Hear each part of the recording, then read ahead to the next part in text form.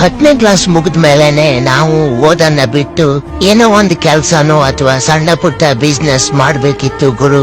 ನಮ್ ಮನೆಯವರು ಪಾಪ ಮಗ ಏನೋ ದೊಡ್ಡದಾಗಿ ಸಾಧನೆ ಮಾಡ್ತಾನೆ ಅಂತ ಡಿಪ್ಲೊಮಾ ಇಂಜಿನಿಯರ್ ಎಲ್ಲ ಮಾಡ್ಸಿದ್ರು ಗುರು. ನಾವು ಎಷ್ಟೇ ಓದಿದ್ರು ಕೂಡ ನಮ್ ಓದಿಗೆ ತಕ್ಕಂಗೆ ಇಲ್ಲಿ ಕೆಲ್ಸ ಸಿಗ್ತಾ ಇಲ್ಲ ಗುರು. ದಿನದಿಂದ ದಿನಕ್ಕೆ ಎಷ್ಟೋ ಜನ ವಿದ್ಯಾರ್ಥಿಗಳು ಪಾಸ್ ಆಗಿ ಬೆಂಗಳೂರಿಗೆ ಬಂದು ಕೆಲ್ಸಕ್ಕೋಸ್ಕರ ಪರದಾಡ್ತಾ ಇರ್ತಾರೆ ಗುರು. ಈ ಬೆಂಗಳೂರಲ್ಲಿ ಕನ್ನಡಿಗರಿಗಿಂತ ಹೊರಗಿನ ಜನನೇ ಜಾಸ್ತಿ ಇದ್ದಾರೆ ಗುರು. ಹಾಗಾಗಿ ಈ ಬೆಂಗಳೂರಲ್ಲಿ ಕನ್ನಡಿಗರಿಗೆ ಕೆಲ್ಸ ಸಿಗ್ತಾ ಇಲ್ಲ. ಎಲ್ರಿಗೂ ಹೇಳೋದು ಇಷ್ಟೇ ಗುರು, ಅಪ್ಪ ಮಾಡಿಟ್ಟಂತ ಜಮೀನು ಆಸ್ತಿ ಏನಾದ್ರೂ ಇದ್ರೆ ಊರಲ್ಲೇ ಅಪ್ಪನಿಗೆ ಸಾಥ್ ಕೊಟ್ಟು ವ್ಯವಸಾಯನೋ ಅಥವಾ ಸಣ್ಣ ಪುಟ್ಟ ಬಿಸ್ನೆಸ್ ಏನಾದ್ರೂ ಮಾಡಿ ಗುರು.